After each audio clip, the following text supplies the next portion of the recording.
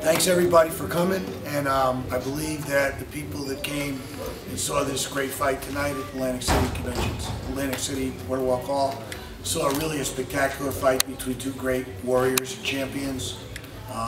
Unfortunately, we came up on the short end, but I think anybody who saw the fight and witnessed the fight and who knows boxing could really appreciate the kind of battle that Glen and Carl had. You know, I'm sitting next to one of the all-time greats. I think that for a 42-year-old athlete to fight 12 hard rounds like that is really a spectacular feat. You know, Bernard did it a couple months. I don't want to take anything away from Bernard. He's a great champion, but the style of fight that Bernard fights is a lot different than Glen, who just battles and comes forward and throws a lot of shots. We're all disappointed. I'm not disappointed in his effort and his performance, but I'm disappointed in the result. But I'd like to at least have him say a few words, because it's an honor to be his promoter, and I'm sure, and he's an honor and a gentleman for the sport. Glen Johnson.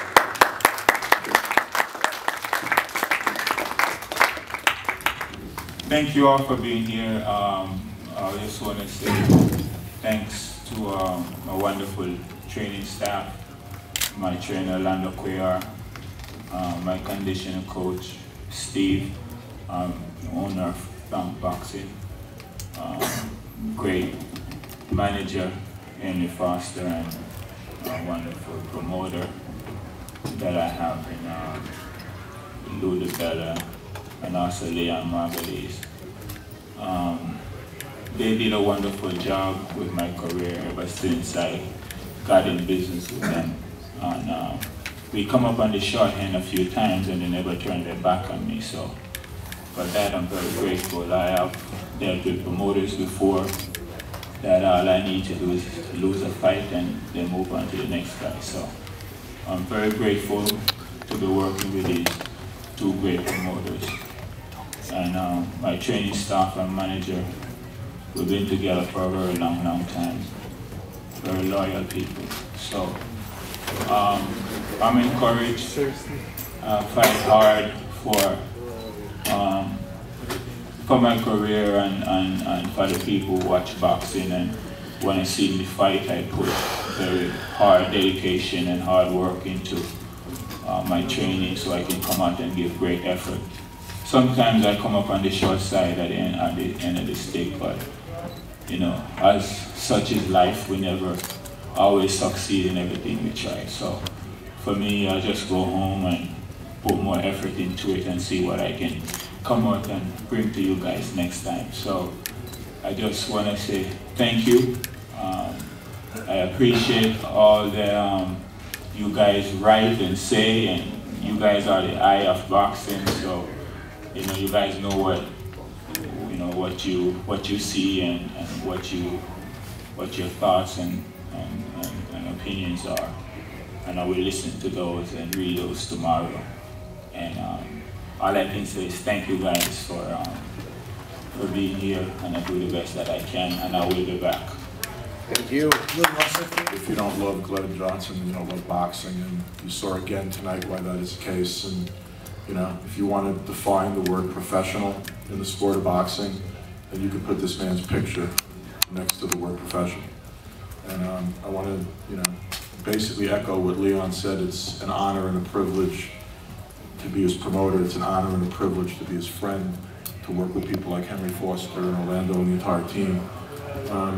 You've never gotten less than 100% from Glen Johnson. You didn't get less than that tonight. And you know, one thing I think we have to say is that everybody on this dais respects Carl, and he's a great champion.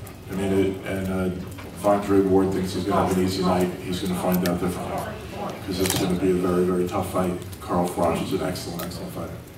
What do you think of Carl's chances in the fight? I mean, the fight was a close fight. It was a lot of give and take. We was going back and forth with combinations. You know, I was hitting him with some solid clean shots. he was able to take it and come back with counter punches. And as far as his chances, I mean, certainly he can fight. He's tough. He have as good of chances as anyone against anybody. So we look forward to see a great fight between the two men that left in the finals. I mean, probably the draw was a little bit too close, and the other 17, whatever, was a little bit too far. I mean, Carl won the fight. There's nobody up here that doesn't think he won the fight. But it was a great fight, and also what he showed was a lot more than a lot of people thought. I mean, you know, people, this guy, I've said this 100 times, I don't understand how this guy's not a huge star in Great Britain. Like, I don't get it, you know. I mean, I was a TV executive for a lot of years, and this guy would have been all over my network. So I'm a little bit surprised by that, because he, very entertaining in and out of the ring, you know, entertaining guy to talk to, but entertaining guy to watch. And I think that it was a very close fight going into the 7th or 8th round, and then Carl just adjusted, and it became a different fight. Glen was trying to take him out with one punch. Carl saw it, and Carl took control of the fight, and clearly, you know, at the end of that fight was pulling away. Lou DiBella is quite right. There's a lot of people in Great Britain that have never understood why Carl Froch is not a household name, but you know, we're delighted to have taken him on in the last couple of weeks and already signed him to Britain's biggest sports platform in Sky Sports. Yeah, it's been fantastic, and the Super Six have given me the opportunity to fight successive fights, one after the other. John Pascal and Jermaine Taylor weren't Super Six boxing classic fights, there were 2 fights, so I won the world title, the vacant world title, and defended against Jermaine Taylor. But it was the Jermaine Taylor fight that gave me the platform and the sort of invitation into the Super Six tournament. I got the green and gold belt with the best prize in world boxing. So since entering the Super Six, I've obviously fought Andre Durrell, Mikel Kessler, and Albert Abraham in that order. Unfortunately, the judges at ringside on the night in Denmark didn't feel I did enough to retain my belt. There's a lot of people that disagree with it, and there's a few people that agree with it. But you know, the fact is, I got it put correct in my next fight against Albert Abraham in fantastic style. I got my belt back. So you know, these 5 fights on the spin, 6th fight now with Glen Johnson, who's an old veteran, a true warrior, a champion in his own right. Was the 6th of the 6th fight lineup, which has been unbelievable. And everybody's starting to acknowledge it now and starting to see what I've done. And the platform now that I've got with Sky Television. The Sky Television showed this tonight back in the UK, and that's the best platform for boxing in Britain. And to be showcased on their channel, on their network, free to air as well. If you've got Sky, you get to watch the fight. You don't have to pay per view for it. It's been a fantastic opportunity for me to show people what I can do. Ever the self-critic I am, I wasn't 100% happy with my performance. Robert will tell me different, and he'll be ignored in me, because I'm the kind of guy I like to step in, and once I get in range, I like to unload my shots and land big shots. And I didn't do that enough tonight for myself, but I did enough to get the win and beat a guy like Johnson. If I would have stayed in there, you never know what's going to happen. This guy's a big, tough, strong, proud man who can mix it with the best of them. Don't forget, a lot of people would argue he's got a win against Chad Dawson. He beat Antonio Tarver. These are big, strong, world champion light heavyweights who can mix it and have mixed it with the best of them. He knocked out Roy Jones Jr. Having said that, Roy Jones was past his best, but he still knocked the guy out, and the guy can still, you know, he could still fight at the time. I think it's time for him to retire, actually, talking about Roy Jones. But Glen Johnson is a top-level, world-class athlete and he's a proud, strong man. It was fading towards the end because I was catching him with some nice body shots, and every single time he hit me with a shot, and people thought, oh, he's caught Froch there, what's going to happen? I don't know if you noticed, but I answered back. I made sure I answered back immediately, not 1 shot or 2 shots, but 3 or 4 shots, just to sort of level it off and nick the round every time. I did enough to win with one eye mistakenly on the final of the Super Six. I got one eye on Andre Ward. I could see where I was at ringside. I knew he'd be watching and studying. I didn't show too much. I never really, no disrespect to Glen again, because Glen's a top fighter. I never really got out of second or third gear unless I had to. And then you sort of get stuck in the mud a little bit in the gear that you're in, which is what I did. You know, I did enough to win the fight, put a good enough show on without taking any silly risks. So it was a professional performance from myself, which I'm proud of. And the important thing is I've won. I'm unscathed. I've still got the belt. I'm looking forward to the biggest fight and the biggest tournament in world boxing, Super 6 World Boxing Classic. You feel that this was the hardest fight that you have fought? No, not at all. Not at all. Because was there were tough shots fight. that I seen Glen Johnson caught you. You came back at him. You kept on moving forward. But there were shots that caught you. I mean, it looked like, you know, he was coming at you. So to me, it looked like it was one of the hardest fights. So you're saying it was not your hardest fight? No, definitely wasn't my hardest fight. Not at all. What was your hardest fight in this whole Super 6 competition? Probably the Mikel Kessler fight, because I made it hard. You know, after round 5 or 6, I decided to stand flat-footed and have a bit of a trade-off with him, and I got caught with some silly shots. You know, I was getting stitched up after that fight, my nose, my eye, and if you look at me now, I'm in good shape. So in terms of hard fights, that was a difficult fight, but it wasn't the hardest fight I've ever been involved in. But that's no disrespect to Glen Johnson. It was a tough night's work, but you know, I learned a lot in the Abraham fight, and I implemented the right tactics in the Johnson fight tonight to make sure that I came out there with as least damage as possible. I want to get longevity out of the sport, and fights like that give you that. Carl, what did you think of the score 114-114? That was absolutely disgraceful. I think everybody agrees. 140 and 114 was just totally wrong. And the other two judges, 117, 112, or 116, 111, whatever they were, they show him up for what that score was. You know, I'm not sure who the judge was, and I've got nothing against the judge, but you know yourself. 114, 114. Watch the fight back and score it yourself. I won the fight by 4, maybe 5 rounds.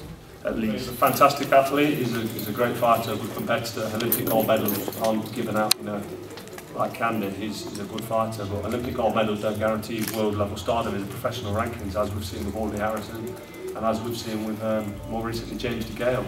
You know, 2 Olympic gold medalists who have failed early at the hurdles. Andre Ward's obviously very good. He beat Mikel Kessler in a dubious fight that was very controversial in terms of the way in which the headbutts and the cuts were up and up early on, and he was allowed to get away with certain fouls and allowed to penalise Kessler and get away with it because he was at home. But taking that away, he's had a couple of decent wins against top level fighters, and he's obviously deserved his place in the Super 6 final by beating who he's beat. But that's a fight I know I can win.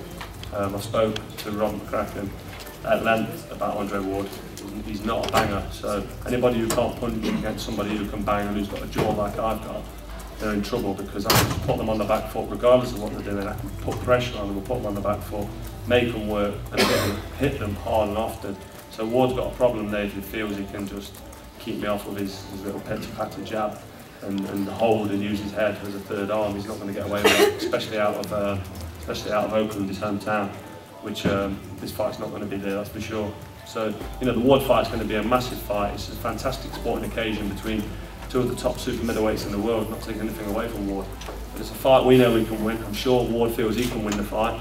And it might even be one of them fights that, you know, if we fought 10 times, it might not be 10-0 to one of us, it might be 5-5. So it's on the night. It's who gets it right in the preparation, on the build-up, and then who crosses the line on the evening. I believe I can do it. And I'm sure Andre Ward will tell you he can do it. That's what makes it such an exciting, fantastic occasion, and an accolade to the Super 6 World Boxing Classic, because that's what it's generated. It's brought these 2 top fighters, in myself and Andre Ward, together at the top of this. You know, it's the pinnacle of the sport to fight for a unified title. WBC, WBA, the Ring Magazine belt's going to be up for grabs, and there's going to be a pound-for-pound ranking at the end of it. And hopefully this will be somewhere in Las Vegas. It's going to be on Sky TV, hopefully Sky Box Office. And you know, it's going to be fantastic, and this is what the sport needs, a big lift. You wouldn't go to Oakland, would you? No, definitely not.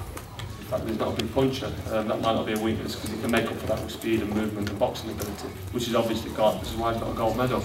But in a professional game, there's 12 rounds, and boxing and movement don't always work for 12 rounds. There's got a lot of pressure coming at you and big heavy shots, which is what I've got. So you know, my tactics aren't going to be to put him on his back foot and bully him and push him around. To make him come. You know, we can mix it up. I can stand and fight, or I can box and move, whatever we need to do. So I'll leave the tactics down to Rob. I'll have a couple of weeks off first, and then we'll get back in the gym and we'll work out what we're going to do to beat Ward. We feel we can beat him. We feel we'll do a number on him. And the third question was? Super 6 World Boxing Classic has been fantastic. Everybody's been critical. You've had your negative people that didn't put it together, the TV networks that didn't get involved or didn't put it together, or the promoters, or the Ken Hirschman. needs to be applauded for what he's done, because he's brought together some of the top fighters in this division. And we're wild to fight. If you look at the fights I've had against Kessler, Durrell, Abraham, now Johnson, and some of the other fights, none of them fights would have happened. Lucian Butte sat back and he's ranked #1 above everybody, which is ridiculous. They've all been marquee fights, haven't they? Really? They've all been marquee fights. It's been fantastic. And two of the fighters, myself and Ward, we was in the original 6th lineup, and we're going to be in the final, which validates the whole event and the whole tournament. Yeah. And you know, I had a premonition that it'd be me and Ward in the final. Did you? And, yeah, definitely. I've had every. What's your premonition about the results? I'm confident I'm going to win the fight. I know what I need to do to win the fight.